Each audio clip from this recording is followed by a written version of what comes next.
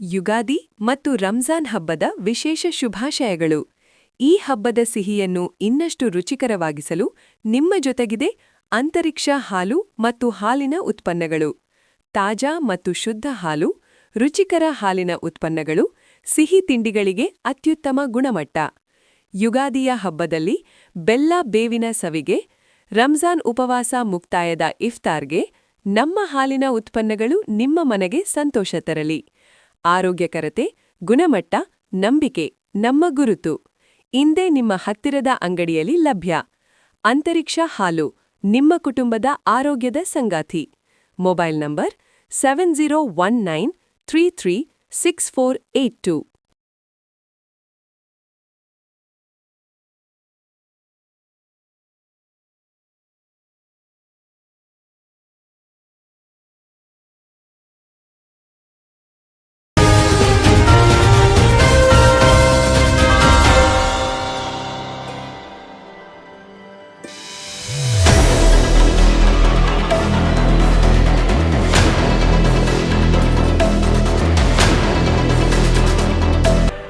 ನಮಸ್ಕಾರ, ನೀವು ನೋಡ್ತಾ ಇರೋದು ಸಿಜೆ ಕರ್ನಾಟಕ ನ್ಯೂಸ್. ಎಲ್ಲ ಹೋರಾಟಗಳು ನಾನು ನಮ್ಮ ಎಲ್ಲ ಹಿರಿಯರ ಹತ್ರ ಒಂದು ಏನು ಖುಷಿ ಆಗ್ತಾ ಇದೆ. ಅಟ್ಲೀಸ್ಟ್ ಕೊನೆ ಪಕ್ಷ ಲಾಸ್ಟಿಗೆ ಗಟ್ಟಿ ಧೈರ್ಯ ಮಾಡಿ ಹೊರಗೆ ಬಂದಿದೆ ಅಂತೇಳಿ. ಇದರಲ್ಲಿ ಏನಾಗಿದೆಪ್ಪ ಅಂದ್ರೆ 2011 ಜನಗಣತಿಯ ನಂತರ ಇಲ್ಲಿವರೆಗೆ ಜನಗಣತಿ ಆಗಿಲ್ಲ ಅಪರ. 2011ರಿಂದ ಅಂದರೆ ಇವತ್ತು 26 ನಡೀತಾ ಇದೆ. 15 ವರ್ಷಗಳ ಕಾಲ ಜನಗಣತಿ ನಡೆದಿಲ್ಲ. ಸೊ ನನ್ನ ಹತ್ರ ಒಂದು ಡಾಟಾ ಇದೆ. ಯಾವ ಡಾಟಾಪ್ಪ ಅಂದ್ರೆ ನಾಗಮೋಹನ್ ದಾಸ್ ಅವರು ಏನು ವರದಿ ಕೊಟ್ಟಿದ್ದಾರೆ ಸರ್ಕಾರಕ್ಕೆ, ಇದು ಅವೈಜ್ಞಾನಿಕ ವರದಿ ಹೌದು. ಆಮೇಲೆ ಇದು ಕೆಲವು ವ್ಯಕ್ತಿಗಳ ಏನು ಹಿಡಿತದಲ್ಲಿ ಸಿಕ್ಕಿ ಮಾಡಿದಂಥ ವರದಿ ಅಂತ ನಾನು ಹೇಳಕ್ ಬಯಸ್ತೀನಿ. 2011ರ ವರದಿ ಪ್ರಕಾರ ನಮ್ಮ ಏನು ಸಿ ಕಟ್ಗೆ ಅಂತ ಹೇಳ್ತೀವಿ, ಬಂಜಾರ, ಬೋವಿ, ಕೊರ್ಚಾ, ಕೊರ್ಮ 27,12,083 ಜನಸಂಖ್ಯೆ ತೋರಿಸ್ತಾರೆ 2000 ಯಾವಾಗ 11ರಲ್ಲಿ. 2025ರಲ್ಲಿ ಏನು ನಾಗಮೋಹನ್ ದಾಸ್ ಅವರು ವರದಿ ರೆಡಿ ಮಾಡ್ತಾರ, ಆ ವರದಿಯಲ್ಲಿ 22,22,580 ಮಾಡ್ತಾರೆ. ಸೊ ವೇರಿಯೇಷನ್ ಭಾಳ 2 ಲಕ್ಷ 15 ವರ್ಷದಲ್ಲಿ 2 ಲಕ್ಷ ನಮ್ಮ ಎಲ್ಲ ಸಮುದಾಯ ಕೂಡಿ ಹೆಚ್ಚು ಮಾಡ್ತಾರೆ. ಅದೇ ಪ್ರಕಾರ ಎದಲ್ಲಿ ಏನು 2011 ಜನಗಣತಿ ಇತ್ತು 10,14,461 ಇತ್ತು. ಈಗ ಏಕಾಏಕಿ 25 ಇವರು ಸರ್ವೆ ಮಾಡಿದ್ರು. ಅದರಲ್ಲಿ 32,84,234 ಅಂತೇಳಿ ಅವ್ರು ತೋರಿಸ್ತಾರೆ ಇವರು ವರದಿಯಲ್ಲಿ. ಅದೇ ಪ್ರಕಾರ ಬಿದಲ್ಲಿ 10,14,829 ಇತ್ತು. ಅದನ್ನ ಅಂದ್ರೆ 11ರಲ್ಲಿ ಇದ್ದಿದ್ದನ್ನ 25ರಲ್ಲಿ ಏನಾಗುತ್ತೆ ಅಂದ್ರೆ 32,84,234 ಆಗುತ್ತೆ. ಸೊ ಈ ವರದಿಯ ಒಂದೇ ಒಂದು ಪೇಜ್ ನಲ್ಲಿ ಈ ಏನು ನಾಗಮೋಹನ್ ದಾಸ್ ಅವರ ವರದಿ ಮಾಡಿದೆ, ಇದು ಸಂಪೂರ್ಣ ಗೊಂದಲ, ಇದು ಸುಳ್ಳು ವರದಿ ಅಂತ ಹೇಳಿ ನಾನು ಹೇಳ್ತೀನಿ.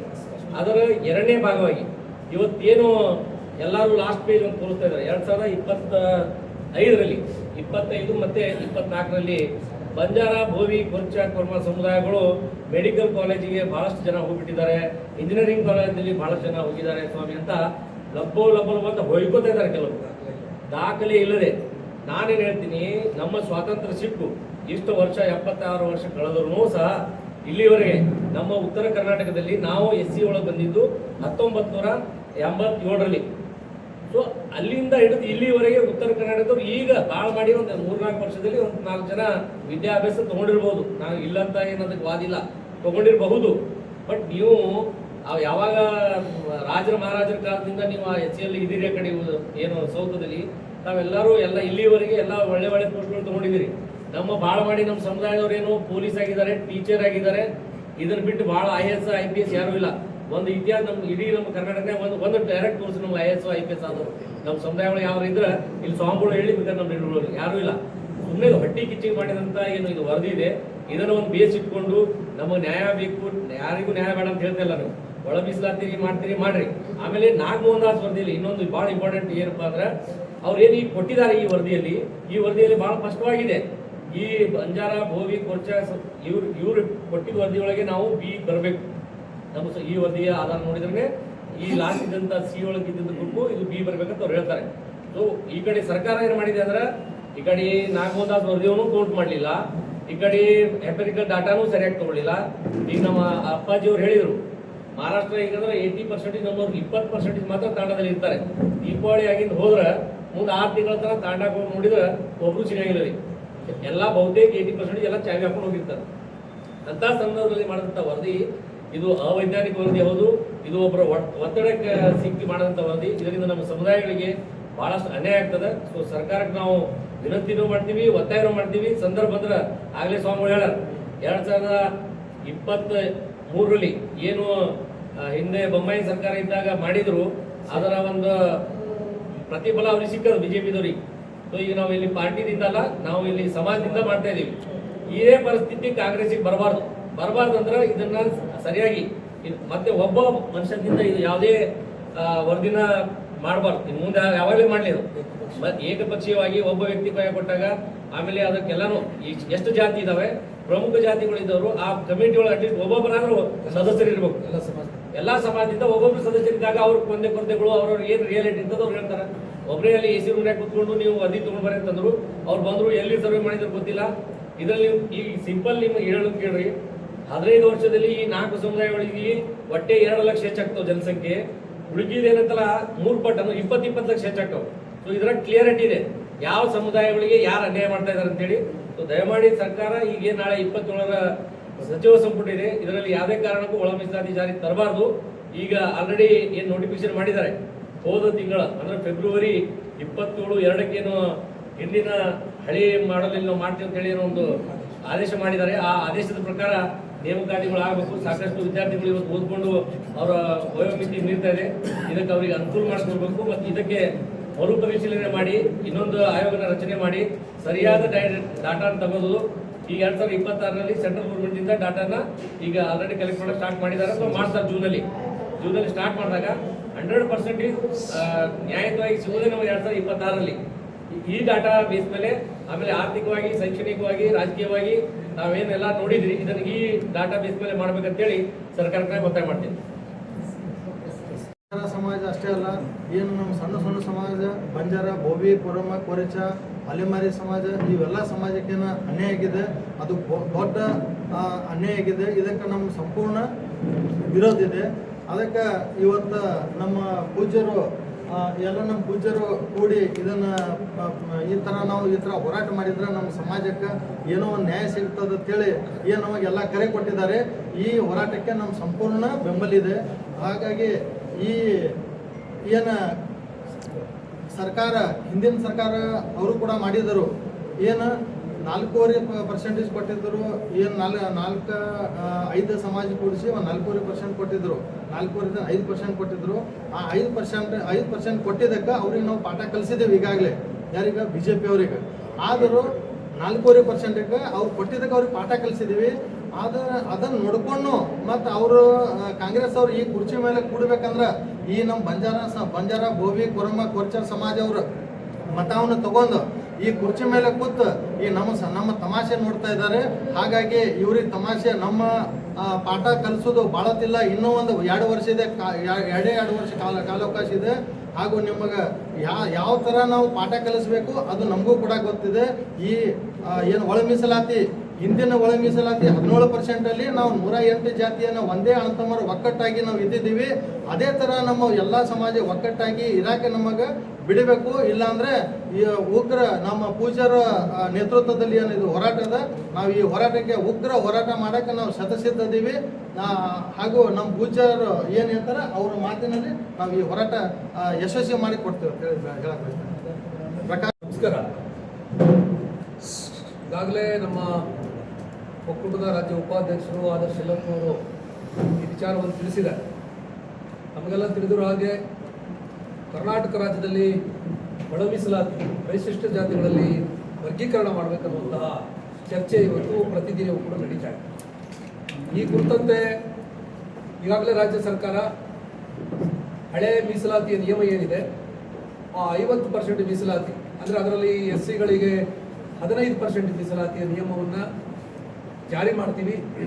ಅದರ ಮುಖಾಂತರ 50,000 ಹುದ್ದೆಗಳನ್ನು ಭರ್ತಿ ಮಾಡ್ತೀವಿ ಅಂತ ಹೇಳಿ ರಾಜ್ಯ ಸರ್ಕಾರ ನಿರ್ಧಾರ ಮಾಡಿ ಪ್ರಕಟಣೆ ಮಾಡಿದೆ. ಈ ಮಧ್ಯೆ ಮತ್ತೆ ಈ ಮೊನ್ನೆ ನಡೆದಂತಹ ಸಚಿವ ಸಂಪುಟ ಸಭೆಯಲ್ಲಿ ಈ ಮೀಸಲಾತಿಯನ್ನು ವರ್ಗೀಕರಣ ಮಾಡಬೇಕು, ಇದಕ್ಕೆ ಸಂಬಂಧಪಟ್ಟಾಗಿ ಚರ್ಚೆ ಆಗಬೇಕಂತ ಹೇಳಿ ಮುಂಬರುವ 27ನೇ ತಾರೀಕು ರಾಜ್ಯ ಸರ್ಕಾರ ಸಚಿವ ಸಂಪುಟ ವಿಶೇಷ ಸಭೆಯನ್ನು ಕರೆದಿದೆ. ಇಂತಹ ಸಂದರ್ಭದಲ್ಲಿ ಬಂಜಾರ, ಬೋವಿ, ಕೊರಚ, ಕುರುಬ ಮತ್ತು ಇನ್ನಿತರ ಸೂಕ್ಷ್ಮ ಸಮುದಾಯಗಳೇನು ಪರಿಶಿಷ್ಟ ಜಾತಿಗಳಲ್ಲಿದ್ದೀವಿ, ನಾವುಗಳು ನಮ್ಮ ಹಕ್ಕುಗಳನ್ನು ಸಂರಕ್ಷಣೆ ಮಾಡಿಕೊಳ್ಳುವಂಥ, ನಮ್ಮ ಮೀಸಲಾತಿಯನ್ನು ಉಳಿಸ್ಕೊಳ್ಳುವಂಥ ಕಾರಣಕ್ಕಾಗಿ ನಾವು ಈ ಬಗ್ಗೆ ಚರ್ಚೆ ಮಾಡಿ ಸಚಿವರನ್ನ, ಮುಖ್ಯಮಂತ್ರಿಗಳನ್ನ, ಉಪಮುಖ್ಯಮಂತ್ರಿಗಳನ್ನ ಭೇಟಿ ಮಾಡಿ ನಮ್ಮ ಬೇಡಿಕೆಗಳ ಹಕ್ಕೊತ್ತಾಯಗಳನ್ನು ಸಲ್ಲಿಸ್ತಾ ಇದ್ದೀವಿ.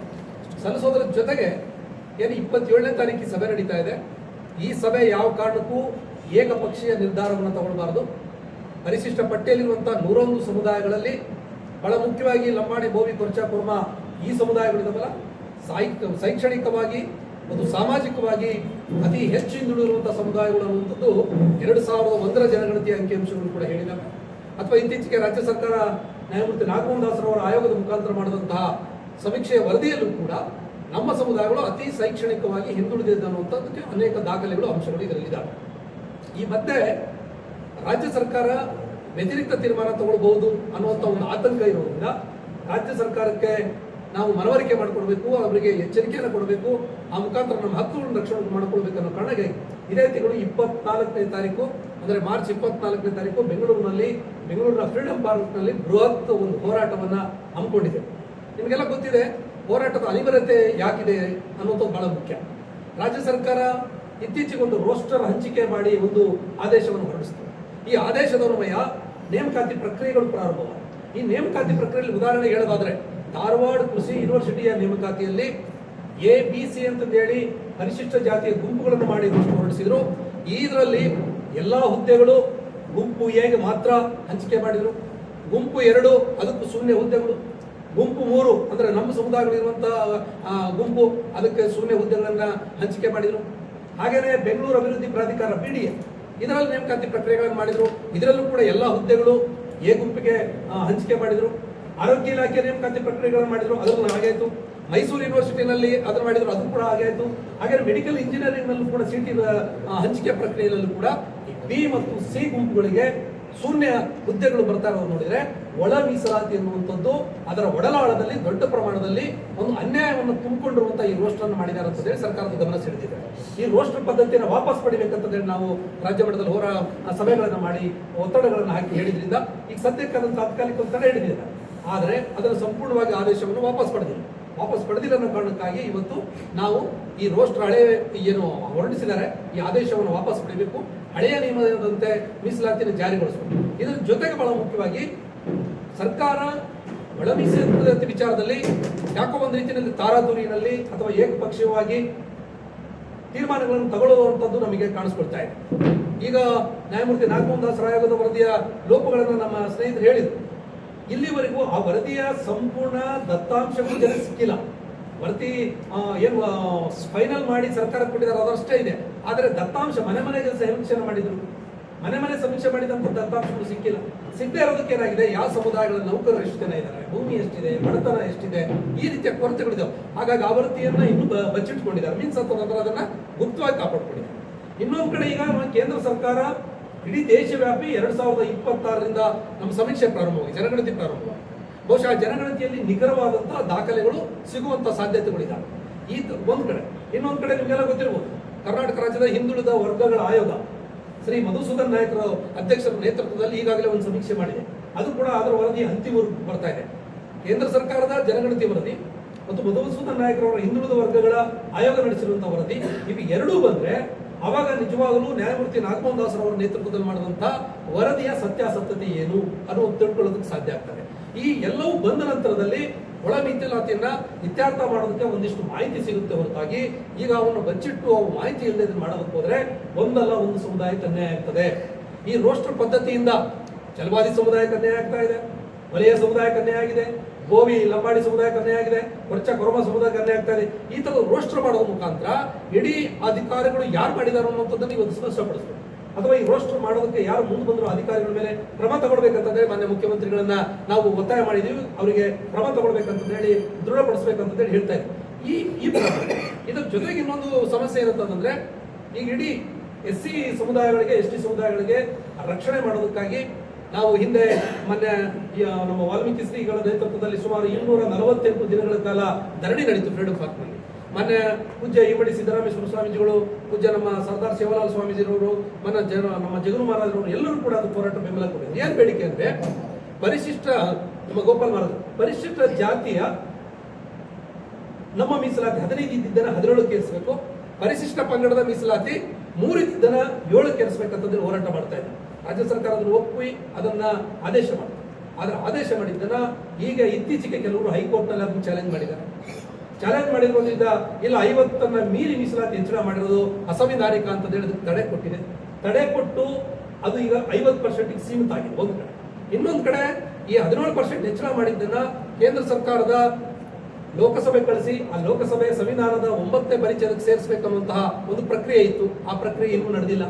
ಆ ಪ್ರಕ್ರಿಯೆ ನಡೆದು 9ನೇ ಶೆಡ್ಯೂಲ್ಗೆ ಸೇರಿ ಸಂವಿಧಾನಿಕ ಸಂರಕ್ಷಣೆ ಇದಕ್ಕೆ ಸಿಕ್ಕರೆ ಮಾತ್ರನೇ ನಮ್ಮ ಮೀಸಲಾತಿ ಹೆಚ್ಚಳ ಆಗ್ತದೆ. ಇಲ್ಲದಿದ್ರೆ SCಗಳಿಗೆ 2% ಮೀಸಲಾತಿ ಕೊರತೆ ಆಗುತ್ತೆ, STಗಳಿಗೆ 4% ಮೀಸಲಾತಿ ಕೊರತೆ ಆಗ್ತದೆ. ಹಾಗಾಗಿ ಈ 9th ಶೆಡ್ಯೂಲ್ಗೆ ಸೇರಿಸುವಂತಹ ಪ್ರಕ್ರಿಯೆಯನ್ನ ರಾಜ್ಯ ಸರ್ಕಾರ ತಕ್ಷಣದಲ್ಲಿ ನಿಯೋಗ ಮಾನ್ಯ ಪ್ರಧಾನಿಯವರ ಬಳಿಗೆ ಹೋಗಬೇಕು.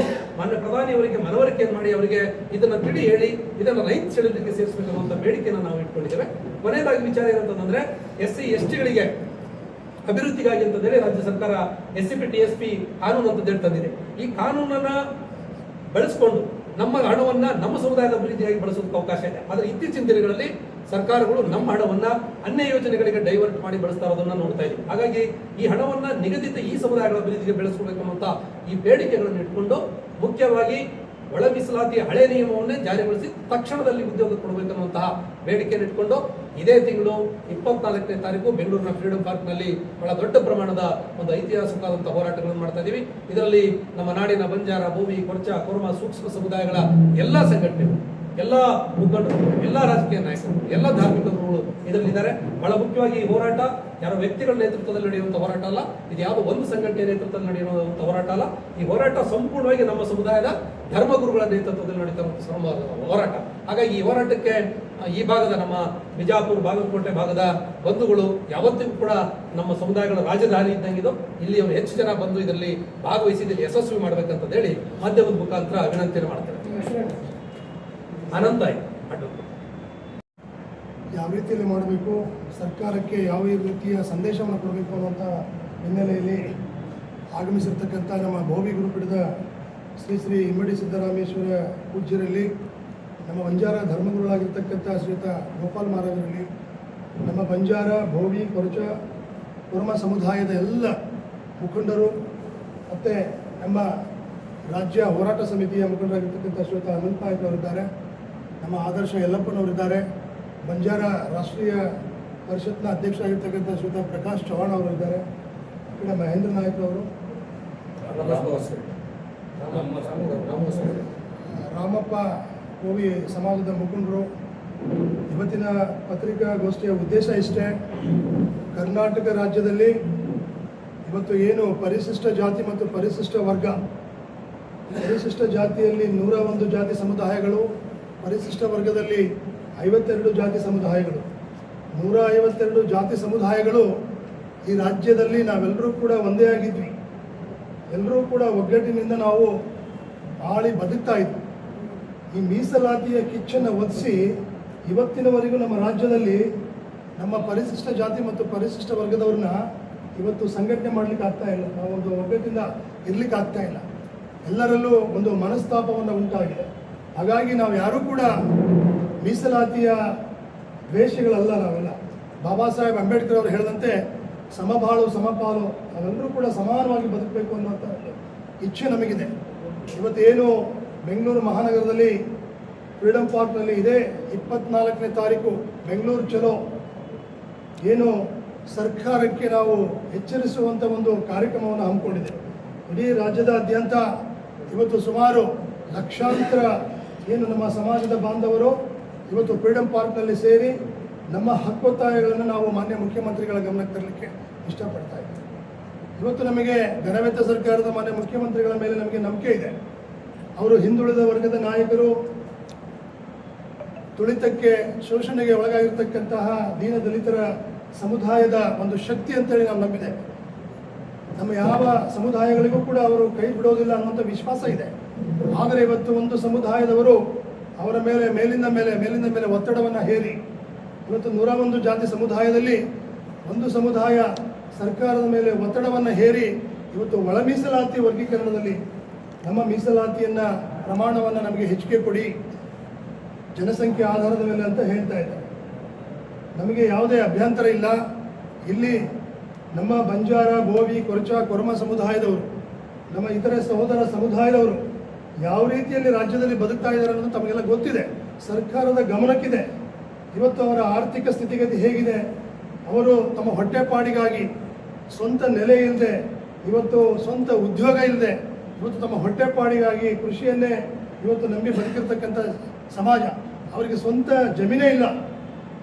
ಎಲ್ಲೋ ಅರಣ್ಯ ಭೂಮಿಗಳನ್ನು ಏನು ತಾತ್ಕಾಲಿಕವಾಗಿ ಆ ಅರಣ್ಯ ಭೂಮಿಯಲ್ಲಿ ಕೃಷಿಯನ್ನು ಬೆಳ್ಕೊಂಡು ಅಲ್ಲಿ ಕೊಡ್ತಕ್ಕಂಥ ಅಧಿಕಾರಿಗಳ ಒಂದು ಕಿರುಕುಳವನ್ನು ಅನುಭವಿಸಿ ಇವತ್ತು ತಮಗೆ ಸ್ವಂತ ನೆಲೆ ಇಲ್ಲದೆ ಇವತ್ತು ಒಂದು ರಾಜ್ಯದಿಂದ ಒಂದು ರಾಜ್ಯಕ್ಕೆ ಹೋಗ್ತಾ ಇದ್ದಾರೆ. ನಮ್ಮ ಬಿಜಾಪುರ ಜಿಲ್ಲೆ, ಗುಲ್ಬರ್ಗ ಜಿಲ್ಲೆ ತಮಗೆ ಗೊತ್ತು, ಮಾಧ್ಯಮದ ಬಂಧುಗಳಿಗೆ, ಸರ್ಕಾರಕ್ಕೆ ಗೊತ್ತು. ಇವತ್ತು ನಮ್ಮ ಏನು ಇದೇ ಜಿಲ್ಲೆಯಲ್ಲಿ ಅತಿ ಹೆಚ್ಚು ನಮ್ಮ ಬಂಜಾರ ಸಮುದಾಯದವರು, ನಮ್ಮ ಬೋವಿ, ಕೊರಚ, ಕೊರಮ ಸಮುದಾಯದವರು ಇವತ್ತು ಮುಂಬೈ ಭಾಗದಲ್ಲಿ, ಇವತ್ತು ಮುಂಬೈ, ಮಹಾರಾಷ್ಟ್ರ, ಗೋವಾ ರಾಜ್ಯದಲ್ಲಿ ಹೋಗಿ ಇವತ್ತು ಎಷ್ಟೋ ಕುಟುಂಬದವರು ನಮ್ಮ ಊರನ್ನೇ ಬಿಟ್ಟು ಹೋಗಿದ್ದಾರೆ. ಆ ಸಂದರ್ಭದಲ್ಲಿ ಗುಳೆ ಹೋಗಿರ್ತಕ್ಕಂಥದ್ದು. ಆ ಸಂದರ್ಭದಲ್ಲಿ ಒಂದು ಎಂಪರಿಕಲ್ ಡಾಟಾವನ್ನು ಕಲೆಕ್ಟ್ ಮಾಡಿ ಅಂತೇಳಿ ಸರ್ಕಾರ ನಮಗೆ ಏನು ಆದೇಶ ಹೊರಡಿಸಿದಾಗ ಆ ಊರಿಗೆ ಬರ್ತಾರೆ ಜನಗಣತಿಯನ್ನು ಒಂದು ಇದನ್ನು ಸಮೀಕ್ಷೆಯನ್ನು ತಗೊಳ್ಳಿಕ್ಕೆ. ಆ ಸಂದರ್ಭದಲ್ಲಿ ಎಷ್ಟೋ ಕುಟುಂಬದವರು ಅಲ್ಲಿ ಊರಲ್ಲೇ ಇಲ್ಲ, ಮನೆಯಲ್ಲೇ ಇಲ್ಲ, ಖಾಲಿ ಮನೆ ಬೀಗ ಹಾಕಿರ್ತಕ್ಕಂಥದ್ದನ್ನು ನೋಡ್ಕೊಂಬಂದು ಅಧಿಕಾರಿಗಳು ಸರಿಯಾದಂಥ ಸಮೀಕ್ಷೆಯನ್ನು ನಮ್ಮ ಜನಗಣತಿಯ ಸಂಖ್ಯೆಯನ್ನು ಸ್ಪಷ್ಟವಾಗಿ ಕೊಟ್ಟೇ ಇಲ್ಲ. ಇದು ಒಂದು ಕಡೆ ಆಗಿದೆ. ಹಾಗಾಗಿ ಇವತ್ತು ಏನು ನಮ್ಮ ರಾಜ್ಯ ಸರ್ಕಾರಕ್ಕೆ ನಾವು ಕೆಲವೊಂದು ಬೇಡಿಕೆಗಳನ್ನು, ಹಕ್ಕೊತ್ತಾಯಗಳನ್ನು ನಾವು ಮಾಡೋದಕ್ಕೋಸ್ಕರ ಇವತ್ತು ಇದೇ ತಿಂಗಳು 24ನೇ ತಾರೀಕು ನಾವು ಒಂದು ಬೃಹತ್ ಪ್ರತಿಭಟನೆ ಬೆಂಗಳೂರು ಚಲೋ ಅನ್ನುವಂಥ ಒಂದು ಕಾರ್ಯಕ್ರಮವನ್ನು ಹಮ್ಮಿಕೊಂಡಿದ್ದೇವೆ. ಇದರಲ್ಲಿ ಯಾವುದೇ ರೀತಿಯಲ್ಲಿ ನಮಗೆ ಅನ್ಯಾಯ ಆಗಬಾರ್ದು. ಈ ಮೀಸಲಾತಿಯಿಂದ ನಮಗೆ ಹೊರಗಿಡತಕ್ಕಂಥ ಒಂದು ಷಡ್ಯಂತ್ರ ನಡೀತಾ ಇದೆ. ಬಹಳ ಮುಖ್ಯವಾಗಿ ಬಂಜಾರ ಮತ್ತು ಬೋವಿ ಸಮಾಜದವರನ್ನು ಗುರಿ ಮಾಡಿದ್ದಾರೆ. ಇವರು ಮೀಸಲಾತಿ ಕ್ಷೇತ್ರದಲ್ಲಿ ನಮ್ಮ ರಾಜಕೀಯಕ್ಕೆ ಅಡ್ಡಿ ಬರ್ತಾರೆ, ಇವರು ಮೀಸಲಾತಿ ಕ್ಷೇತ್ರದಲ್ಲಿ ಈ ಬಂಜಾರ ಬೋವಿ ಸಮಾಜದವರು ಇವರು ಶಾಸಕರಾಗ್ತಾರೆ, ಮಂತ್ರಿಗಳಾಗ್ತಾರೆ ಅನ್ನುವಂಥ ಒಂದು ಏನು ಅವರಿಗೆ ಒಂದು ಭಯ ಕಾಡ್ತಾ ಇದೆ. ಮತ್ತೊಂದು ಅಸಂವಿಧಾನಿಕವಾಗಿರ್ತಕ್ಕಂಥ ಮಾತನ್ನು ಹೇಳ್ತಾರೆ. ಇವರು ಅಸ್ಪೃಶ್ಯರು, ಪುರುಷರು ಅನ್ನುವಂಥ ಒಂದು ಮಾತನ್ನು ಹೇಳ್ತಾರೆ. ಆ ಅಸ್ಪೃಶ್ಯರು ಅಂತ ಹೇಳಿದ್ರೆ ಇವತ್ತು ನಮಗೆ ಯಾರೂ ಬಿಡಿಸ್ಕೊಳ್ಳೋದಿಲ್ಲ, ನಮಗೆ ಯಾರೂ ಕೂಡ ಗೌರವ ಕೊಡೋದಿಲ್ಲ ಅಂತ ಹೇಳ್ತಾರೆ. ಹಾಗಿದ್ಮೇಲೆ ಅಸ್ಪೃಶ್ಯರು ಅಂತ ಹೇಳಿದ್ರೆ ಇವತ್ತು ಕೇಂದ್ರ ಸರ್ಕಾರದಲ್ಲಿ ನಮ್ಮ ನಾರಾಯಣ ಸ್ವಾಮಿಯವರು ಕೇಂದ್ರ ಮಂತ್ರಿ ಹೇಗಾದರು, ರಾಜ್ಯ ಸಂಪುಟದಲ್ಲಿ ನಮ್ಮ ಎಚ್ ಆಂಜನೇಯವರು, KH ಮುನಿಯಪ್ಪನವರು, RB ತಿಮ್ಮಾಪುರವರು ಮಂತ್ರಿ ಆಗಿದ್ದಾರಲ್ಲ, ಹಾಗಾದರೆ ಅವರು ಅಸ್ಪೃಶ್ಯರವರು? ನಿಜವಾದ ಅಸ್ಪೃಶ್ಯರು ಇವತ್ತು ಬಂಜಾರ, ಬೋವಿ, ಇವತ್ತು ಏನು ನಮ್ಮ ಸೂಕ್ಷ್ಮ ಅತಿ ಸೂಕ್ಷ್ಮ ಜಾತಿಗಳೇನಿದ್ದಾವೆ ನಮ್ಮ ಅಲೆಮಾರಿ ಸಮುದಾಯದವರು, ಇವರು ನಿಜವಾದವರು. ಇವತ್ತಿಗೂ ನೀವು ಹಳ್ಳಿಗೆ ಬಂದರೆ ಇವತ್ತು ನಾವು ಕೈ ಒಡ್ಡಿ ನೀರು ಕುಡಿತಕ್ಕಂಥ ಪರಿಸ್ಥಿತಿನ ನೀವು ಪ್ರತ್ಯಕ್ಷವಾಗಿ ನೋಡ್ಬೋದು. ನಾವು ನಿಜವಾದಂಥ ಅಸ್ಪೃಶ್ಯರು, ಇಲ್ಲಿ ಎಲ್ಲರೂ ಕೂಡ ಅಸ್ಪೃಶ್ಯರೇ. ಹಾಗಾಗಿ ಬಾಬಾ ಸಾಹೇಬರು ಅಂಬೇಡ್ಕರ್ ಅವರ ಸಂವಿಧಾನದಲ್ಲಿ ನಾವೆಲ್ಲರೂ ಸಮವಾಗಿ ಬದುಕಬೇಕು, ಎಲ್ಲರಿಗೂ ಸಮಾನವಾದಂತಹ ಗೌರವ ಸ್ಥಾನಮಾನ ಸಿಗಬೇಕು ಅನ್ನುವಂಥ ಒಂದು ಏನು ಹಕ್ಕನ್ನು ಕೊಟ್ಟಿದ್ದಾರೆ. ಅವರ ಆಶಯಗಳನ್ನು ಗಾಳಿಗೆ ತೋರಿ ನಮಗೆ ಇಚ್ಛೆ ಬಂದಂತೆ ಏಕಪಕ್ಷೀಯವಾಗಿ ಸರ್ಕಾರ ಯಾವುದೇ ಕಾರಣಕ್ಕೂ ನಿರ್ಧಾರ ತೆಗೆದುಕೊಳ್ಬಾರ್ದು. ಅದಕ್ಕೆ ನಾವು ಅವಕಾಶ ಕೊಡೋದಿಲ್ಲ. ಇದು ಈಗಾಗಲೇ ಹಿಂದಿನ ಏನು ಸರ್ಕಾರಕ್ಕೂ ಕೂಡ ನಾವು ಪಾಠವನ್ನು ಕಲಿಸಿದ್ದೇವೆ. ಇದು ಗೊತ್ತು, ಬಸವರಾಜ ಬೊಮ್ಮಾಯಿ ಅವರ ಸರ್ಕಾರದಲ್ಲೂ ಕೂಡ ಆ ಸರ್ಕಾರಕ್ಕೆ ಏನು ಪಾಠ ಹೇಳಬೇಕು, ಆ ಒಂದು ಉತ್ತರವನ್ನು ಏನು ಕೊಡಬೇಕು ಅಂತ ಕೊಟ್ಟಿದ್ದೇವೆ. ಈ ಸರ್ಕಾರದ ಮೇಲೆ ನಮಗೆ ನಂಬಿಕೆ ಇದೆ. ಇವರೇನಾದರೂ ಇದರಲ್ಲಿ ನಮಗೇನಾದರೂ ಅನ್ಯಾಯ ಮಾಡಿದ್ರೆ ಖಂಡಿತವಾಗಿಯೂ ಭಾಳ ಉಗ್ರವಾಗಿರ್ತಕ್ಕಂಥ ಒಂದು ಪ್ರತಿಭಟನೆಯನ್ನು ನಾವು ಸರ್ಕಾರದ ವಿರುದ್ಧವಾಗಿ ಮಾಡಬೇಕು ಅನ್ನುವಂಥ ಒಂದು ಇಚ್ಛೆಯನ್ನು ಇಟ್ಕೊಂಡಿದ್ದೇವೆ. ಇದು ಬರೀ ಇನ್ನೂ ಸಾಂಕೇತಿಕವಾಗಿರ್ತಕ್ಕಂಥ ಒಂದು ಹೋರಾಟ, ಇದು ಸಮಾಧಾನ ಶಾಂತಿಯುತವಾಗಿರ್ತಕ್ಕಂಥ ಹೋರಾಟ ಇದೆ. ಮಾನ್ಯ ಮುಖ್ಯಮಂತ್ರಿಗಳ ಮೇಲೆ ವಿಶ್ವಾಸವಿಟ್ಟು ನಾವೆಲ್ಲ ಹೋರಾಟವನ್ನು ತಯಾರು ಮಾಡಿಕೊಂಡಿದ್ದೇವೆ. ನಮ್ಮ ಬಿಜಾಪುರ ಜಿಲ್ಲೆಯಿಂದ ಕನಿಷ್ಠ ಪಕ್ಷ 10,000ಕ್ಕೂ ಹೆಚ್ಚು ನಮ್ಮ ಸಮಾಜದ ಬಾಂಧವರು, ನಮ್ಮ ಸೋದರ ಸಮಾಜದವರು 10,000ಕ್ಕೂ ಹೆಚ್ಚು ನಮ್ಮ ಒಂದು ಹೋರಾಟದಲ್ಲಿ ಪಾಲ್ಗೊಳ್ತಾರೆ ಅನ್ನೋಂಥ ವಿಶ್ವಾಸ ನಮಗಿದೆ. ಅದರ ಜವಾಬ್ದಾರಿನ ನಮ್ಮ ಪ್ರಕಾಶ್ ಚವ್ಹಾಣ್ ಅವರು, ಮಹೇಂದ್ರ ನಾಯ್ಕ ಅವರು, ನಮ್ಮ ಬೋವಿ ಸಮಾಜದ ರಾಮಪ್ಪ ಅವರು, ಅಧ್ಯಕ್ಷರಾಗಿರ್ತಕ್ಕಂಥ ರಾಮಪ್ಪ ಅವರು, ನಮ್ಮ ಕೊರಚ ಕೊರಮ ಸಮಾಜದ ಮುಖಂಡರು ಕೂಡ ಇದನ್ನು ಜವಾಬ್ದಾರಿ ತಗೋಬೇಕು. ಪೂಜ್ಯ ಗೋಪಾಲ್ ಮಹಾರಾಜರವರ ನೇತೃತ್ವದಲ್ಲಿ ಈ ಒಂದು ಹೋರಾಟ ಯಶಸ್ವಿ ಆಗಬೇಕು. ಇದರ ನೇತೃತ್ವವನ್ನು ನಮ್ಮ ಏನು ಬೋವಿ ಗುರುಪೀಠದ ಪೂಜ್ಯ ಸಿದ್ದರಾಮ ಸ್ವಾಮೀಜಿಯವರು ಇದನ್ನು ಕೈಗೆತ್ತಿಕೊಂಡಿದ್ದಾರೆ. ಅಂಥ ಪೂಜ್ಯರ ನೇತೃತ್ವದಲ್ಲಿ ನಾವು ಸರ್ಕಾರಕ್ಕೆ ಏನು ಹಕ್ಕೊತ್ತಾಯಗಳನ್ನು ಸರ್ಕಾರಕ್ಕೆ ಮನವರಿಕೆ ಮಾಡ್ತಕ್ಕಂಥ, ಸರ್ಕಾರಕ್ಕೆ ಎಚ್ಚರಿಕೆ ಮಾಡ್ತಕ್ಕಂಥ ಈ ಒಂದು ಹೋರಾಟ ಯಶಸ್ವಿ ಆಗಬೇಕು ಅಂತೇಳಿ ಮಾಧ್ಯಮದ ಮೂಲಕವಾಗಿ ನಾವು ಕೇಳ್ಕೊಳ್ತಾ ಇದ್ದೇವೆ. ಎಲ್ಲರಿಗೂ ಧನ್ಯವಾದಗಳು. ಕೊರಚ ಹಾಗೂ ಸೂಕ್ಷ್ಮಾತಿ ಸೂಕ್ಷ್ಮ ಪರಿಶಿಷ್ಟ ಜಾತಿಗಳು ಹಾಗೂ ಅಲೆಮಾರಿಗಳ ಸಂಬಂಧವಾಗಿ ಸರ್ಕಾರ ಏನು ಕ್ರಮ ಕೈಗೊಂಡಿದೆ ಒಳ ಮೀಸಲಾತಿ ಮಾಡಬೇಕೆನ್ನುವ ಹಿನ್ನೆಲೆಯಲ್ಲಿ ರೋಸ್ಟರನ್ನೇ ಏನು ಅಳವಡಿಸಿದೆ ಅದು ಅವೈಜ್ಞಾನಿಕವಾಗಿರುವಂತಹ. ಮೊದಲು ಯಾವುದೇ ಸರ್ಕಾರಿ ನೌಕರಗಳು ಅಥವಾ ಸರ್ಕಾರದ ಅನುದಾನಗಳು ಹಂಚುವಾಗ ಪರಿಶಿಷ್ಟ ಜಾತಿಗೆ ಮೇಲ್ಪಂಕ್ತಿಯನ್ನು ಹಾಕಿ ನೀಡ್ತಾ ಇತ್ತು. ಆ ಮೇಲ್ಪಂಕ್ತಿಯಿಂದ ಕಟ್ಟ ಕಡೆಯ ವ್ಯಕ್ತಿಯಾಗಿ ಇವತ್ತು ಡಿ ಮತ್ತು ಸಿ ಕೆಟಗರಿಗಳು ಬಂದಿರುವಂತಹ. ಇವತ್ತಿನ ರೋಸ್ಟರ್ ಪದ್ಧತಿಯ ಪ್ರಕಾರ ಸುಮಾರು ತಲೆಮಾರುಗಳ ಕಾಲ ಸರ್ಕಾರಿ ನೌಕರಿ ಇಲ್ಲದೆ ಬದುಕನ್ನು ನಡೆಸುವಂತಹ ಸಂದರ್ಭ ಇವತ್ತು ಬದುಕಿ ಕಾಣಿಸುವಂತಹದ್ದಾಗಿದೆ. ಈ ಹಿನ್ನೆಲೆಯಲ್ಲಿ ಹಾಗೂ ಹೈಕೋರ್ಟ್ ನೀಡಿರುವಂತಹ ಜಡ್ಜ್ಮೆಂಟ್ ಪ್ರಕಾರವಾಗಿ ಪರಿಶಿಷ್ಟ ಜಾತಿಗೆ ಏನು 2% ಮತ್ತು ಪರಿಶಿಷ್ಟ ಪಂಗಡಕ್ಕೆ 4% ಹೆಚ್ಚಳವನ್ನು ಮಾಡಿತ್ತು. ಅದನ್ನು ಶೆಡ್ಯೂಲ್ 9ಗೆ ಹಾಕೋದ್ರ ಮೂಲಕವಾಗಿ ಈ ಸಮುದಾಯಗಳ ಪರವಾಗಿ ಸರ್ಕಾರ ಗಟ್ಟಿಯಾಗಿ ನಿಲ್ಲಬೇಕು, ದೃಢವಾಗಿ ನಿಲ್ಲಬೇಕು ಅನ್ನೋದನ್ನು ಒತ್ತಾಯಿಸುತ್ತಾ, ಹಾಗೆ SCP-TSP ಯೋಜನೆಗಳನ್ನು ಬೇರೆ ಯಾವುದೇ ಯೋಜನೆಗಳಿಗೆ ತಿರುವುಗೊಳಿಸದೆ ನೇರವಾಗಿ ಸಮುದಾಯಗಳಿಗೆ ಅಭಿವೃದ್ಧಿಗೋಸ್ಕರ ಬಳಸಬೇಕಂತಹ ಒತ್ತಾಯವನ್ನು ಮಾಡುವ ಹಿನ್ನೆಲೆಯಲ್ಲಿ ಹಾಗೂ ಬಹಳ ಮುಖ್ಯವಾಗಿ ಒಳ ಮೀಸಲಾತಿಯ ಇವತ್ತಿನ ಪದ್ಧತಿ ಬಹಳ ಘನಘೋರವಾಗಿರುವಂತಹ ಶಾಸನ ಆಗುತ್ತೆ ಈ ಸಮುದಾಯಗಳಿಗೆ. ಇದನ್ನು ಖಂಡಿಸಲಿಕ್ಕೆ ಬೆಂಗಳೂರಿನಲ್ಲಿ ಮಾರ್ಚ್ 26ನೇ ತಾರೀಕು ಮಂಗಳವಾರದ ಮಾರ್ಚ್ 24ನೇ ತಾರೀಕು ಮಂಗಳವಾರ ಅತ್ಯಂತ ದೊಡ್ಡ ಪ್ರತಿಭಟನೆಗೆ ಕರೆಯನ್ನು ನೀಡ್ತಾ ಇದ್ವಿ. ಬಿಜಾಪುರ ಜಿಲ್ಲೆಯಲ್ಲಿ ಬೋವೆ, ಬಂಜಾರ, ಕುರುಮ, ಕೊರಚ ಸಮುದಾಯಗಳು ಲಕ್ಷಾಂತರ ಸಂಖ್ಯೆಯಲ್ಲಿ ಜನ ಇಲ್ಲಿರೋದ್ರಿಂದ ಈ ಭಾಗದಿಂದ ಹೆಚ್ಚಿನ ಸಂಖ್ಯೆಯಲ್ಲಿ ಭಾಗವಹಿಸಬೇಕಂತೇಳಿ ಕರೆ ನೀಡಲಿಕ್ಕೆ ನಾವು ಬಿಜಾಪುರಕ್ಕೆ ಬಂದಿದ್ದೇವೆ. ಪ್ರತಿ ಬಾರಿಯೂ ಕೂಡ ಈ ಭಾಗದಿಂದ ದೊಡ್ಡ ಸಂಖ್ಯೆಯಲ್ಲಿ ಬಂದಿದೆ. ಈ ಬಾರಿಯೂ ಕೂಡ ಸಂಘಟನಾತ್ಮಕವಾಗಿ ದೊಡ್ಡ ಸಂಖ್ಯೆಯಲ್ಲಿ ಬೆಂಗಳೂರು ಚಲೋ ಪ್ರತಿಭಟನಾ ಸಮಾವೇಶಕ್ಕೆ ಭಾಗವಹಿಸ್ತಾರಂತಹ ವಿಚಾರವನ್ನು ವ್ಯಕ್ತಪಡಿಸಿದ್ದಾರೆ. ಜಾತಿಯಲ್ಲಿರುವ 101 ಸಮುದಾಯಗಳನ್ನ ಒಳ ಮೀಸಲಾತಿ ಮಾಡಿ ಅವರಿಗೆ ABC ಅಂತ 3 ಗುಂಪುಗಳನ್ನು ಮಾಡಿ, A ಗುಂಪಿಗೆ ಮೊದಲನೇ ಆದ್ಯತೆ, B ಗುಂಪಿಗೆ 2ನೇ ಆದ್ಯತೆ, C ಗುಂಪಿಗೆ 3ನೇ ಆದ್ಯತೆ ಅನ್ನೋ ರೀತಿಯಲ್ಲಿ 6% A ಮತ್ತೆ 6% Bಗೆ, 5% C ಗುಂಪಿಗೆ ಅಂತ ಹೇಳಿ ಒಳ ಮೀಸಲಾತಿಯನ್ನು ಜಾರಿ ಮಾಡಿದ್ರು. ಆ ಬಿಲ್ಲು ಆಲ್ಮೋಸ್ಟ್ ಪಾಸ್ ಆಗೋ ಒಂದು ಹಂತಕ್ಕೆ ಬಂದಿತ್ತು. ಗವರ್ನರ್ ಹತ್ರ ತಗೊಂಡೋಗಿ ಪಾಸ್ ಮಾಡಿದ್ರಲ್ಲ, ಪಾಸ್ ಮಾಡಿದ್ರು. ಆ ಬಿಲ್ಲು ಪಾಸ್ ಕೂಡ ಆಯ್ತು.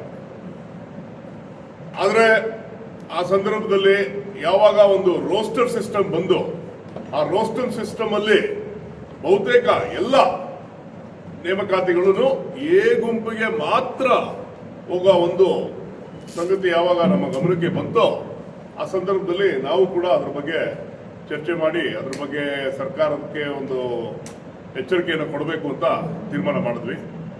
ಆದರೆ ಕಾರಣಾಂತರಗಳಿಂದ ಹೈಕೋರ್ಟ್ ಒಂದು ಆದೇಶದಿಂದ 50% ಮೀರಬಾರ್ದು, ಮೀಸಲಾತಿಯ ಒಂದು 50% ಮೀರಬಾರ್ದು ಅಂತ ಹೇಳಿ ಏನು ಹೈಕೋರ್ಟ್ ಒಂದು ಆದೇಶ ಕೊಡ್ತು. ಅದರ ಆಧಾರದ ಮೇಲೆ ಈಗ ಕರ್ನಾಟಕ ರಾಜ್ಯ ಸರ್ಕಾರ 56% ಇದ್ದಿಂದ 50%ಗೆ ಇಳಿಸಿ ಅನಿವಾರ್ಯತೆಯಿಂದ, SC 17% ಇದ್ದಿಂದ 15%ಗೆ ಮತ್ತೆ ಇಳಿಸಿ ನೇಮಕಾತಿಗಳನ್ನ ಮತ್ತೆ ಮುಂಚೆ ಯಾವ ರೀತಿ ಇತ್ತೋ 15% ಅಲ್ಲಿ ಎಲ್ಲ 101 ಸಮುದಾಯಗಳು ಮೆರಿಟ್ ಆಧಾರದ ಮೇಲೆ ನೌಕರಿಗಳನ್ನ ಪಡಿಬಹುದು ಅನ್ನೋ ರೀತಿಯಲ್ಲಿ ಒಂದು ಚರ್ಚೆ ನಡೀತಾ ಇದೆ. ಈಗ ಈ ಸಂದರ್ಭದಲ್ಲಿ ನಾವು ಮೀಸಲಾತಿ ಸಂರಕ್ಷಣಾ ಒಕ್ಕೂಟದಿಂದ ಇದನ್ನ ಸ್ವಾಗತ ಮಾಡ್ತೀವಿ. ಏನು 15% ಅಲ್ಲಿ ಎಲ್ಲ 101 ಸಮುದಾಯಗಳು ಮೊದಲು ಯಾವ ರೀತಿಯಲ್ಲಿ ಮೀಸಲಾತಿ ದೊರಕುತ್ತಿತ್ತೋ ಅದೇ ರೀತಿಯಲ್ಲಿ ಉದ್ಯೋಗಗಳನ್ನ ಕಲ್ಪಿಸೋದು ಬಹಳ ಸ್ವಾಗತಾರ್ಹ. ಯಾಕೆಂದ್ರೆ ಅನ್ಎಂಪ್ಲಾಯ್ಮೆಂಟ್ ಇವತ್ತು ನಿರುದ್ಯೋಗತೆ ಜಾಸ್ತಿ ಆಗಿದೆ ದೇಶದಲ್ಲಿ, ಎಲ್ಲ ಬಳಲ್ತಾ ಇದ್ದಾರೆ ನಮ್ಮ ಜನ. ಸೊ ಎಷ್ಟು 56,000 ನೇಮಕಾತಿಗಳಿಗೆ ಹಂಚಿಕೆ ಆಗೋದು ಬಹಳ ಒಳ್ಳೆಯ ವಿಚಾರ. ಅದಕ್ಕೆ ಅದನ್ನು ನಾವು ಸ್ವಾಗತ ಮಾಡ್ತೀವಿ. ಅದಲ್ಲದೆ ಮುಂದುವರೆದ ಭಾಗವಾಗಿ ಹಲವಾರು ನಮ್ಮ ಸಹೋದರ ಸಮುದಾಯಗಳು ಏನಿವತ್ತು ಸರ್ಕಾರದ ಮೇಲೆ ಒತ್ತಡ ಇರ್ತಾ ಇದ್ದಾರೆ, 15% ಮತ್ತೆ ಒಳ ಮೀಸಲಾತಿಯನ್ನು ಜಾರಿ ಮಾಡಿ ನಂತರ ನೇಮಕಾತಿಗಳನ್ನ ಶುರು ಮಾಡಿ ಅನ್ನೋ ಒಂದು ಹೋರಾಟ ಎದ್ದಿದೆ. ನಮಗೇನು ಅಭ್ಯಂತರ ಇಲ್ಲ. ಇವತ್ತಲ್ಲ ನಾಳೆ ಒಳ ಮೀಸಲಾತಿ ಅನ್ನೋದು ಜಾರಿ ಆಗಲೇಬೇಕಾಗಿದೆ. ಯಾಕೆಂದ್ರೆ ಸುಪ್ರೀಂ ಕೋರ್ಟ್ದು ಆರ್ಡರ್ ಬಂದಿದೆ. ಇವತ್ತು ರಾಜ್ಯ ಸರ್ಕಾರಕ್ಕೆ ಇವತ್ತು ಒಂದು ಅನಿವಾರ್ಯತೆ ಇದೆ, ಒಳ ಮೀಸಲಾತಿ ಜಾರಿ ಆಗಲೇಬೇಕು. ಆದರೆ ಜಾರಿಯಾದ ಸಂದರ್ಭದಲ್ಲಿ 2 ವಿಚಾರಗಳಿವೆ. ಒಂದು ವಿಚಾರ ಏನಂದ್ರೆ ABC ಅನ್ನೋ ಗುಂಪುಗಳು ಏನು ಮಾಡಿದ್ದಾರೋ ಅದರಲ್ಲಿ ಸಿ ಗುಂಪಲ್ಲಿರುವ ಗೋವಿ, ಲಂಬಾಣಿ, ಕೊರಮ, ಕೊರಚ, ಸುಡುಗಾಡು ಸಿದ್ಧ, ಬುಡುಗು ಜಂಗಮ, ಸಿಳ್ಳೆಕ್ಯಾತ, ದೊಂಬರ, ಹಂದಿಜೋಗಿ ಅನ್ನೋ ಅತಿ ಸೂಕ್ಷ್ಮ ಸಮುದಾಯಗಳು ಇವೆ ಇದರಲ್ಲಿ. ಅಷ್ಟೇ ಅಲ್ಲದೆ ಈ ಸಮುದಾಯಗಳಿಗೆ ಅತಿ ಹೆಚ್ಚಿನ ಅಸ್ಪೃಶ್ಯತೆ ಕೂಡ ಇದೆ ಮತ್ತು ಸಾಮಾಜಿಕ ಕಳಂಕ ಕೂಡ ಇದೆ. ಯಾಕೆಂದ್ರೆ ಇದರಲ್ಲಿ ಬಹುತೇಕ ಬಂದು denotified nomadic tribes, X criminal tribes. ಅವರು ಇವತ್ತೂ ಕೂಡ ಒಂದು ಕಳಂಕಿತ ಸಮುದಾಯಗಳು ಅನ್ನೋ ಒಂದು ಹಣೆಪಟ್ಟಿಯನ್ನು ಕಟ್ಟಿಕೊಂಡು ಜೀವನವನ್ನು ಸಾಗಿಸ್ತಾ ಇದ್ದಾರೆ. ಮತ್ತು ನಾವು 1950ರಿಂದ ಇವತ್ತು ತನಕ ತಗೋಬೇಕು ಬ್ಯಾಕ್ಲಾಗ್ನ ಕನ್ಸಿಡರ್ ಮಾಡಿದ್ರೆ ಅತಿ ಹೆಚ್ಚು ಹಿಂದುಳಿದಿರುವ ಸಮುದಾಯಗಳು ಈ ಸಿ ಗುಂಪಲ್ಲಿರುವ ಸಮುದಾಯಗಳು. ಮೀಸಲಾತಿಯ ಸವಲತ್ತುಗಳು ಸಮರ್ಪಕವಾಗಿ ತಲುಪದೇ ಇರುವಂತ ಸಮುದಾಯಗಳು ಸಿ ಗುಂಪಲ್ಲಿರುವ ಸಮುದಾಯಗಳು. ಆ ಕಾರಣದಿಂದ ಒಂದು ಮೊದಲನೇ ಬೇಡಿಕೆ ಏನಂದ್ರೆ ನಾಳೆ ದಿನ ಇದನ್ನ ಮರುಪರಿಶೀಲನೆ ಮಾಡಿ ಒಂದು ತಜ್ಞರ ಸಮಿತಿ ರೂಪಿಸಿ, ಮತ್ತೆ ನೀವೇನಾದ್ರೂ 15% ಅಲ್ಲಿ ಒಳ ಮೀಸಲಾತಿ ತರದೇ ಸತ್ಯ ಆದ್ರೆ ಒಂದು ತಜ್ಞರ ಸಮಿತಿ ರೂಪಿಸಿ ಅಲ್ಲಿ ನಮಗೆ ಮತ್ತೆ ಒಂದು ಅವಕಾಶವನ್ನು ಕೊಡಿ. ನಮ್ಮ ಎಲ್ಲ ಆಹ್ವಾನಗಳನ್ನು ಸರ್ಕಾರದ ಮುಂದೆ ಇಡ್ತೀವಿ. ನಾವು ಇಟ್ಟು ಅವತ್ತಿನ ದಿನ ಸರಿಯಾದ ಪರಿಶೀಲನೆ ಮಾಡಿ ಈ ಸಿ ಗುಂಪಲ್ಲಿರುವ ಸಮುದಾಯಗಳನ್ನ ಎ ಗುಂಪಿಗೆ ಹಾಕಬೇಕು ಅಂತ ನಮ್ದು ಆಗ್ರಹ ಕೂಡ ಇದೆ. ಯಾಕೆಂದ್ರೆ ಸುಪ್ರೀಂ ಕೋರ್ಟ್ ಆದೇಶ ಏನ್ ಹೇಳಿದೆ ಅಂದ್ರೆ ಮೀಸಲಾತಿಯ ಸವಲತ್ತುಗಳು ಯಾವ ಸಮುದಾಯಗಳಿಗೆ ತಲುಪಿಲ್ವೋ ಅವರಿಗೆ ಆದ್ಯತೆಯ ಮೇರೆಗೆ ನೀವು ಒಳ ಮೀಸಲಾತಿಯನ್ನು ಕಲ್ಪಿಸಿ, ಇಂಟರ್ಸ್ ಬ್ಯಾಕ್ವರ್ಡ್ನೆಸ್ ನ ಕನ್ಸಿಡರ್ ಮಾಡಿ ಆ ಆಧಾರದ ಮೇಲೆ ಒಳ ಮೀಸಲಾತಿ ಮಾಡಬೇಕು ಅಂತ ಸುಪ್ರೀಂ ಕೋರ್ಟ್ ಆರ್ಡರ್ ಹೇಳುತ್ತೆ. ಮತ್ತೆ ಅದನ್ನ ಪರಿಗಣಿಸದೆ ಯಾವ ಸಮುದಾಯಗಳಿಗೆ ಮೀಸಲಾತಿಯ ಸವಲತ್ತು ತಲುಪಿದೆಯೋ ಅದು ಯಾವ ಆಧಾರದ ಮೇಲೆ ಅಂತ ನನಗೆ ಗೊತ್ತಿಲ್ಲ. ಸಾಮಾಜಿಕ ಹಿಂದುಳಿವಿಕತೆ ಅಂತ ಹೇಳ್ತಾರೆ. ಸಾಮಾಜಿಕವಾಗಿ ಸಿ ಗುಂಪಲ್ಲಿನ ಸಮುದಾಯಗಳು ಅತಿ ಹಿಂದುಳಿದಿರೋ ಸಮುದಾಯಗಳು, ನಾನು ಹೇಳಿದಂಗೆ ಎಕ್ಸ್ ಕ್ರಿಮಿನಲ್ ಟ್ರೈಬ್ ಸಮುದಾಯಗಳಿವೆ, ಸಮಾಜದಲ್ಲಿ ಅತಿ ಹೀನಾಯ ಪರಿಸ್ಥಿತಿಯಲ್ಲಿರುವಂಥ ಸಮುದಾಯಗಳಿವೆ. ಸೊ ಆ ಕಾರಣದಿಂದ ನಾಳೆ ದಿನ ಈ ಒಳ ಮೀಸಲಾತಿ ಏನಾದ್ರು ಜಾರಿ ಆಗುತ್ತೆ ಅನ್ನಂಗಿದ್ರೆ ಸರ್ಕಾರ ಒಂದು ತೀರ್ಮಾನಕ್ಕೆ ಬಂದಿದೆ ಅನ್ನೋದು ನಮ್ಮ ಗಮನಕ್ಕೆ ಬಂದಿದೆ. ಇದೇ 27ನೇ ತಾರೀಕು ಕ್ಯಾಬಿನೆಟ್ ಅಲ್ಲಿ ಇದ್ರ ಬಗ್ಗೆ ಚರ್ಚೆ ಆಗುತ್ತೆ, ಏನಾದ್ರು ಒಂದು ತೀರ್ಮಾನವನ್ನು ತಗೋಬಹುದು ಅನ್ನೋ ಒಂದು ನಿರೀಕ್ಷೆಯನ್ನು ಇಟ್ಕೊಂಡು ನಾವು ಇದೇ ತಿಂಗಳು 24ನೇ ತಾರೀಕು ಮಂಗಳವಾರ ಫ್ರೀಡಂ ಪಾರ್ಕ್ ನಲ್ಲಿ ಒಂದು ದೊಡ್ಡ ಹೋರಾಟವನ್ನು ಹಮ್ಮಿಕೊಂಡಿದ್ದೇವೆ. ಇದು ಹಮ್ಮಿಕೊಂಡಿರೋ ಉದ್ದೇಶ ಏನಂದ್ರೆ ಸರ್ಕಾರದ ಗಮನ ಸೆಳೆಯಕ್ಕೆ, ಸರ್ಕಾರದ ಮೇಲೆ ಒತ್ತಡ ತರೋದಕ್ಕೆ ಮತ್ತು ನಮ್ಮ ಗುಂಪನ್ನ ಅಷ್ಟು ಸುಲಭವಾಗಿ ಅವರು ಒಂದು ಕೈ ಬಿಡೋದಕ್ಕೆ ಸಾಧ್ಯ ಇಲ್ಲ, ನಮ್ಮನ್ನ ಗಂಭೀರವಾಗಿ ಪರಿಗಣಿಸಬೇಕು ಸರ್ಕಾರ ಅಂತೇಳಿ ಸರ್ಕಾರದ ಮೇಲೆ ಒಂದು ಒತ್ತಡ ತರ ಕಾರಣದಿಂದ ನಾವು ಈ ಒಂದು ಹೋರಾಟವನ್ನು ಹಮ್ಮಿಕೊಂಡಿದ್ದೇವೆ. ನಾಳೆ ದಿನ ಏನೇ ಒಳ ಮೀಸಲಾತಿಗೆ ಸಂಬಂಧಪಟ್ಟ ವಿಚಾರ ಆಗಲಿ, we are the stake holders. ನಮ್ಮನ್ನು ಕನ್ಸಿಡರೇಷನ್ ತಗೊಂಡು ನಮ್ಮನ್ನು ಕೇಳಿ ನಮ್ಮನ್ನು ಎಲ್ಲ ರೀತಿಯಲ್ಲಿ ಇನ್ವಾಲ್ವ್ ಮಾಡಿಕೊಂಡು ಅದಾದ ಮೇಲೆ ಅವರು ಅದನ್ನು ಜಾರಿ ಮಾಡಬೇಕು, ಇಲ್ಲ ಯಾವುದಾದ್ರು ಚರ್ಚೆಯನ್ನು ಮಾಡಬೇಕು, ಡಿಸಿಷನ್ ತಗೋಬೇಕು ಅನ್ನೋದು ನಮ್ಮ ಆಗ್ರಹ ಇದೆ. ಇದಕ್ಕೋಸ್ಕರ ಎಲ್ಲ ಜನಗಳು ನಾವು ದೊಡ್ಡ ಮಟ್ಟದಲ್ಲಿ ಸೇರಿ ಅಂತ ನಮ್ಮ ಜನಗಳಿಗೂ ಒಂದು ಜಾಗೃತಿ ಮೂಡಿಸೋಕ್ಕೋಸ್ಕರ ಈ ರಾಜ್ಯ ಪ್ರವಾಸವನ್ನು ಹಮ್ಮಿಕೊಂಡಿದ್ದೇವೆ. ಇಲ್ಲಿ ಬಂದಿದ್ದೇವೆ. ಅನಂತ